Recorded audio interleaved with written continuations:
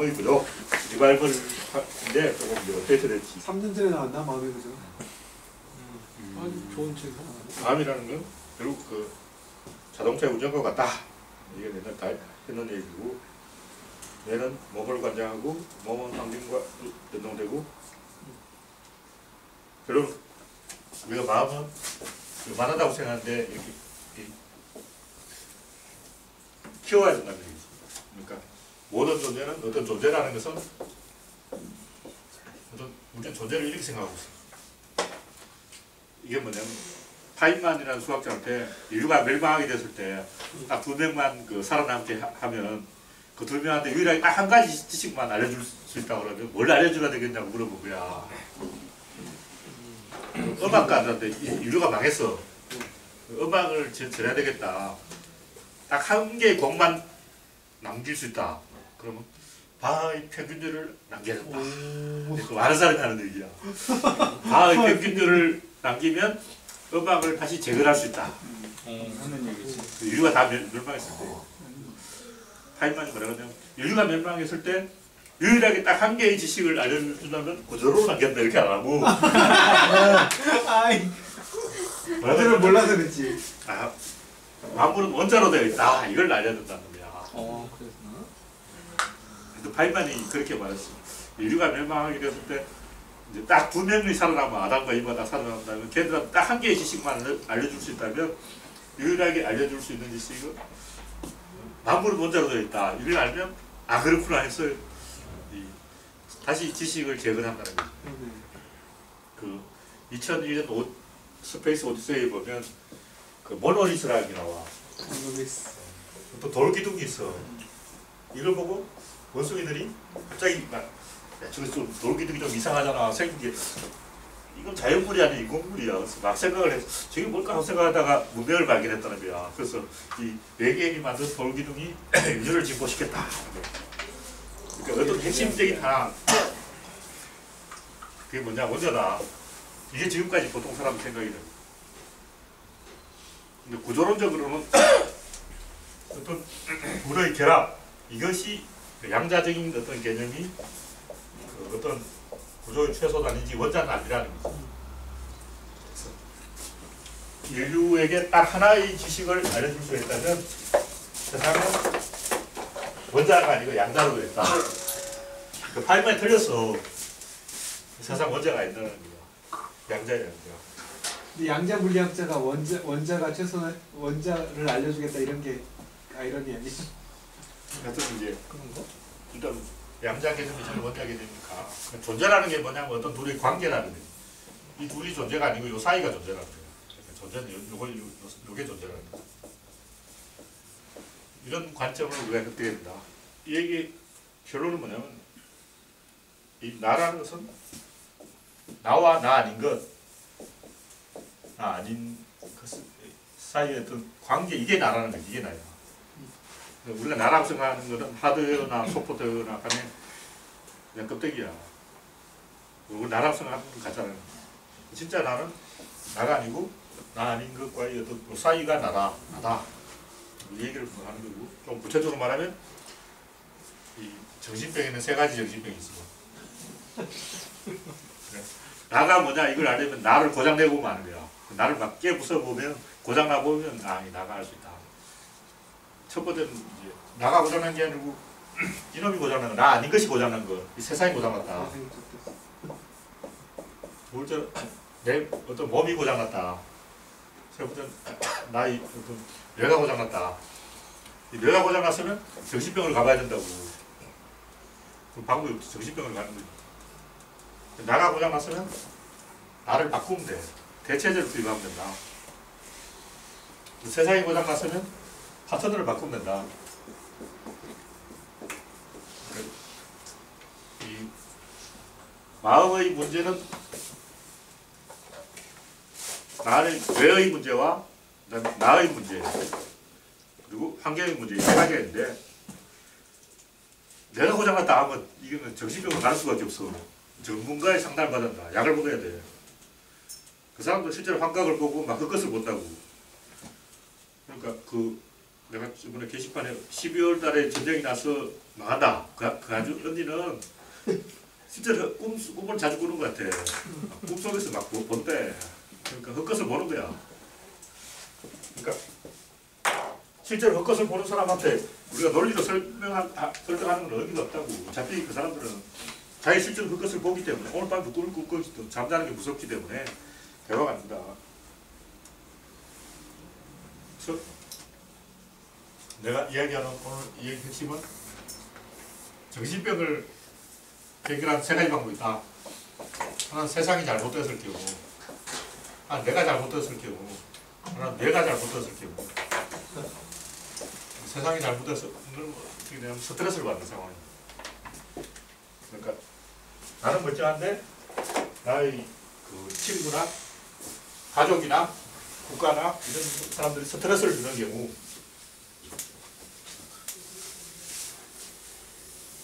그 내가 잘못된 거는 뭐냐면 트라우마,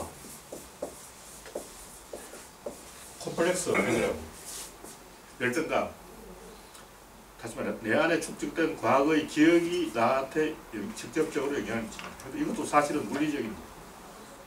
그럼 콤플렉스 있을 때 자기가 싫어하는 사람을 보면 체온이 올라가. 등이 따끔거리고 얼굴이 확 달아오르고 몸이 잘 안 움직여. 뜻대로 안 돼. 자연스럽게 행동이 안 돼. 특히 내가 좀 의심한 사람인데 그러니까 어떤 순간에 말이 안 나와. 말을 하려 해도 말이 안 나와. 내가 딱 정지되고 필름이 딱 끊겨버려. 트라우마가 있는 사람이나 콤플렉스가 있는 사람은 실제로 이 몸이 내가 원하는 대로 잘 안 된단 말이야. 선생님이 질문을 딱 하는데 좀 내일부터 내 경우가 어떤 사람의 경우인데 대학을 갔는데 교수가 이름을 부르잖아. 출석부. 대답했는데 교수가 못 듣는 거야. 목소리가 너무 작아가지고. 평소에는 정상적인 목소리 나오는데 교수가 이름 딱 부르면 예라고 대답했는데 교수가 못 듣는데 그래서 할 수 없이 맨 앞줄 앉았다는 거야. 강의실 맨 앞줄 앉았는데 앞줄에서 내 이름 부르면 예 하고 대답했는데 교수가 안 들리는 거야. 그래서 불출석이라고 계속 그래서 결국 자퇴했대.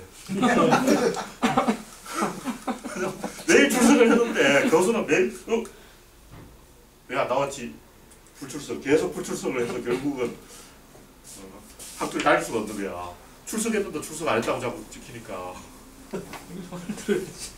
그건 트라우마, 콤플렉스, 성격 이런 거는 대체제를 투입하면 해결된다. 다 해결된 거야.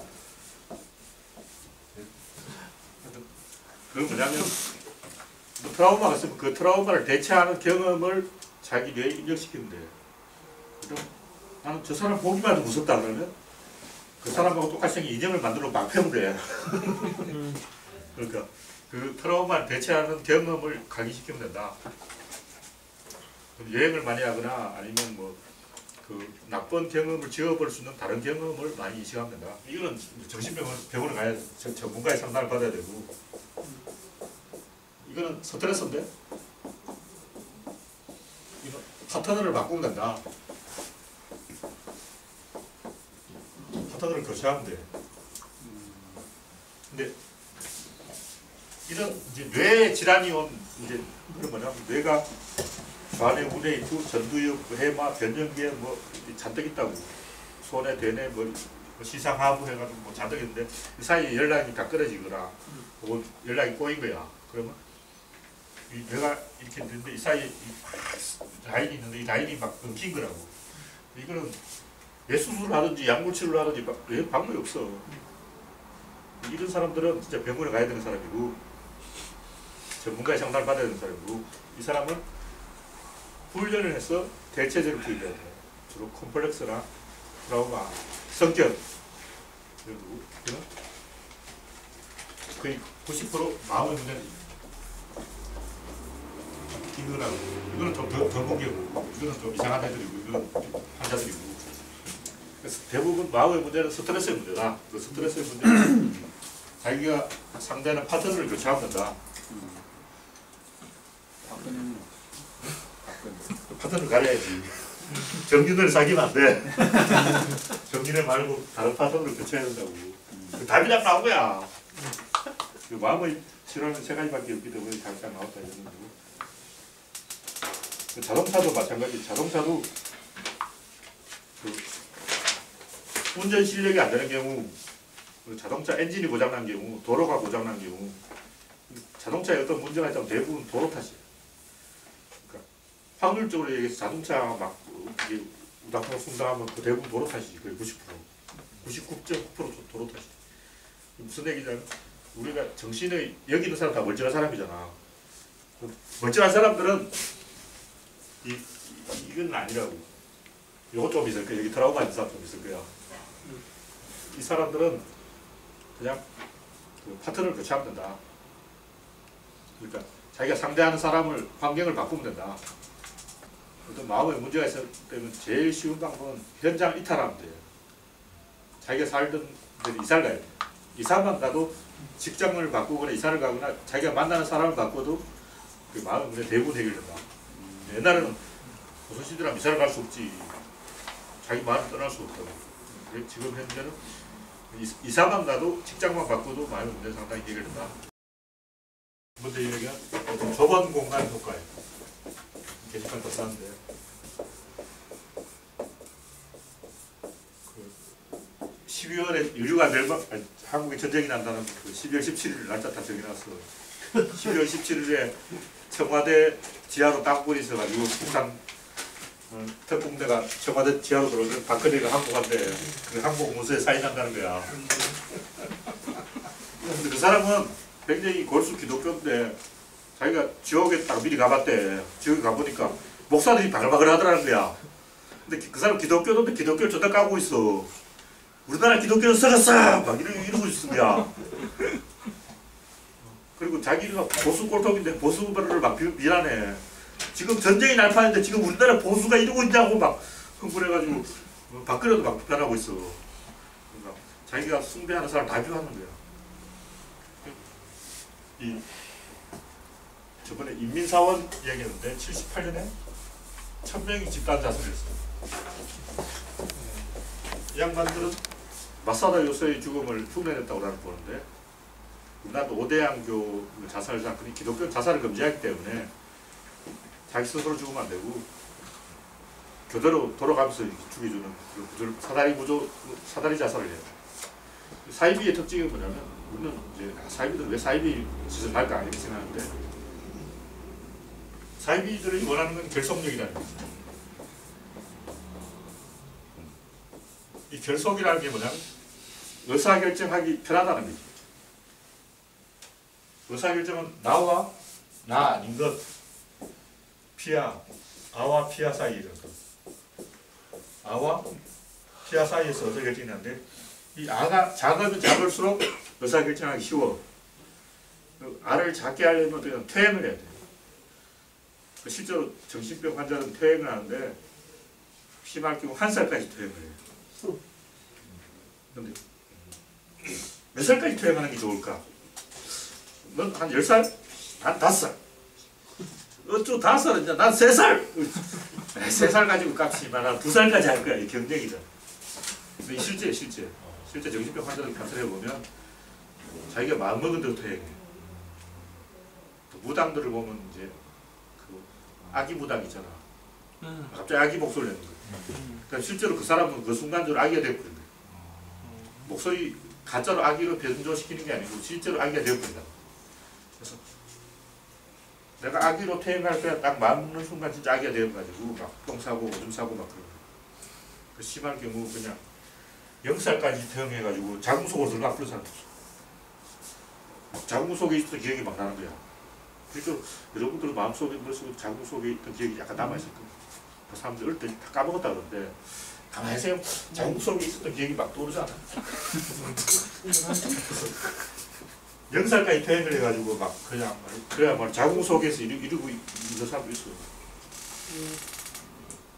그래서 자기의 어떤 의사결정을 범위를 줄이려고 하는 건데 이런 건 그 최근에 어떤 동물학자가 황소들을 실험을 해서 실제 입증을 한 과학적 입증을 한 거예요. 황소들은 나무 틀로 만든 좁은 공간에 가두면 되게 좋아해. 편안해. 넓은 공간에 놔두면 스트레스를 받아. 우리가 생각 황소는 좁은 우리에 있으면 답답하고 넓은 공간에 있으면 편안할 것 같지만 그 우리 입장이고 실제 황소들은 좁은 공간에 있으면 편안하다. 그래서 정신병 환자들은 집 안에 있으면 편안하고 집 밖을 나가면 무섭지. 우리가 생각하면 다 이해가 안 되지만 그 사람들은 실제로 그렇다고. 동물의 왕국 그런 거 보면 개울이 밖을 안 나가. 요만큼도 안 나가. 10cm도 안 나가. 개울이 밖에 먹이를 딱 갖다 놓고 먹으려고 해도 하다가 안 먹어. 그러니까 자기가 정한 구역이 요만큼이라고 여기서 요만큼도 안 나가. 거기에는 어릴 때 동료 강아지가 교통사고로 죽는 걸 봤거든. 트라우마를 입어가지고 개울에서 안 나온다고. 근데 그렇게 좁은 공간에 있으면 자기는 행복한 거예요. 그게는. 우리가 생각하기엔 걔가 저 안에서 답답할 것 같지만 나가는 순간 짤짤한다고. 나가는 순간 갈채 독약을 펴놨다고. 게시판에 보면 그 사람 많아. 그러니까 동아일보에 유명한 농객 하나 있었는데 그 사람 진짜 미쳐. 김대중 대통령 때 국정원에서 나를 죽이려고 한다 해가지고 막 문 앞에 독약을 뿌려놨다 그러고 강채를 독화살을 쏘고 있다 그러고 지금도 그러고 있어. 황소들은 좁은 공간에 있으면 편안함을 느끼는데 고양이도 박스에 갖다 놓으면 이제 편안함을 느끼는데 아기들도 좁은 벽장에 들어가서 편안하고 걔들도 개구멍 속으로 들어가면 편안하다는 거예요. 좁은 공간에 있으면 의사결정을 할 부담이 없어지는 거예요. 그래서 그걸 내가 좁은 공간 효과라고 이걸 붙였는데 아기 때는 누구나 좁은 공간에 있는 게 편안하다고. 근데 어른이 되면 이제 넓은 세계로 가야 편안한 거지. 나무가 이렇게 있다면 인간이 스트레스를 받는 이유는 나무 가지가 너무 많아서 그럴 거야. 좀 스트레스를 안 받으려면 요 가지 끝에 있거나 여기 있으면 돼. 여기 있으면 이쪽으로 가는 수밖에 없어. 이쪽으로 갈 수가 없어. 여기 있으면 이쪽으로 갈 수밖에 없어. 이쪽으로 갈 수 없지. 땅바닥이니까. 이 중간에서 막 헷갈리는 거지. 이 중간에 있는 게 싫다는 거야. 군대에서 중간에 있으면 지켜. 아니, 군대에서 중간에 편해요. 군대에서 중간에 편하고. 끝에 있으면 지켜. 근데 보통 사람은 중간에 있으면 불편하다. 그래서 정신병자들은 이 가지 끝으로 가려는 사람이고, 깨달음은 이쪽으로 오르는 사람이다. 깨달음이나 정신병이나 다 의사결정 스트레스를 줄이려는 거야. 정신병자는 자기를 작게 만들어서 어떤 좁은 공간에 자기를 가두고 인류 전체를 적으로 만들어서 세상 사람들이 날 죽이려고 하고 있다. 이렇게 자기를 작게 만들어서 자기를 가비한 얼로 만들어. 자기를 자꾸 약자라고 주장하는 거야. 진보 쪽에도 좀 그런 경향이 있는데 항상 그 자기를 피해자라고 생각한다. 그렇게 말하는 게 의사결정하기 편해. 단합이 잘 돼. 반대로 깨달음은 자기를 확대시키는 것이다. 깨달음이든 정신병이든 의사결정 스트레스를 줄이려는 건 같다는 거지. 근데 문제는 지속 가능하냐 이거지. 정신병하고 여기서 의사결정 스트레스를 줄이지만 이쪽에서 굉장히 피곤해. 왜냐면 그 고양이 가끔 나무 끝에 올라가는 고양이 있거든. 배고프면 내려가야 돼. 여기서 밤새 배고파. 먹을 게 없다고. 여기 있어야 낫지. 여기서 뭐 밤새 가서 밥 먹으면 되잖아. 그러니까 지속 가능하지 않다는 거죠. 정신병자는.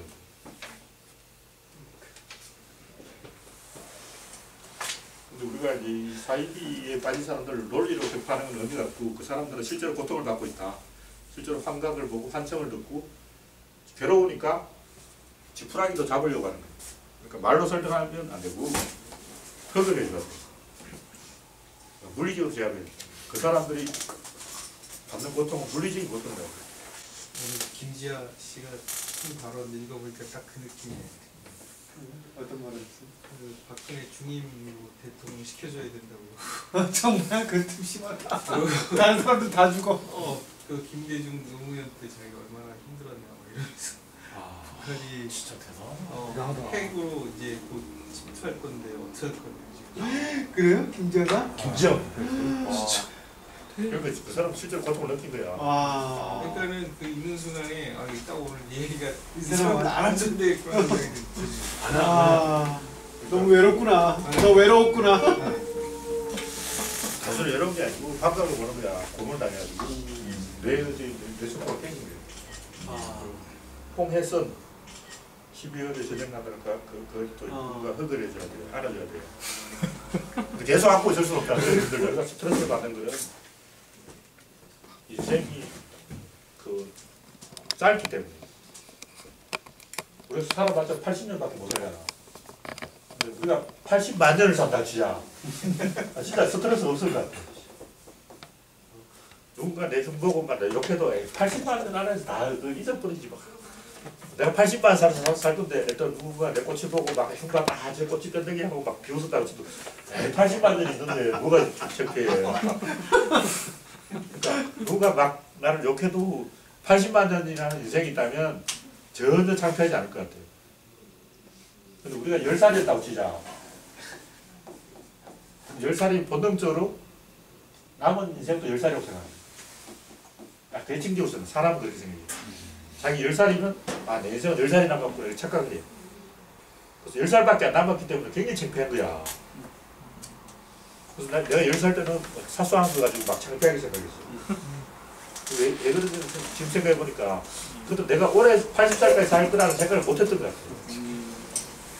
그러니까 자기 10살이면 남은 인생도 10살밖에 안 되기 때문에 요만한 거 가지고 막 창피해하는 거야.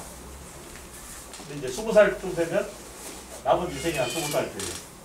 근데 이제 40살 되면 남은 인생이 한 40살. 너도 제일 뻔뻔해. 이때는 막 이제 어떤 아저씨 짓을 하는 거야. 왜냐면 뻔뻔해. 한 40살 정도 남아서 이래가지고. 근데 이제 내가 50살 딱 됐거든. 그러면 30살밖에 안 남았어. 그때부터 다시 이제 소심해지는 거야. 그래서 이제 나이가 50살 되면 다시 사람이 착해져. 다시 못된 짓 안 하고 인생이 얼마 안 남았어. 자기 수명이 이렇게밖에 안 남았으니까 트라우마를 겪고 스트레스를 받는다. 그럼 어떻게 해야 되나? 자기 수명을 늘리면 돼. 나는 1만 년 살겠다. 1만 년을 사는 방법은 1만 년의 역사를 공부하면 된다고. 그래서 대부분 정신적으로 좀 문제 있는 사람은 내가 저 사람 역사 공부를 안 했구나. 역사를 제대로 이해하는 사람은 스케일이 커져서 호연지기가 생기기 때문에 그런 트라우마가 없다는 거지. 혹은 이 수명을 1만 년으로 늘리는 방법은 1만 명 목소의 삶을 살면 돼. 자기 친구가 1만 명 있다면 1만 명 솔직히 친구가 될 수 없고 한 100명 있다면 그만큼 자기 좀 스케일이 커진다고.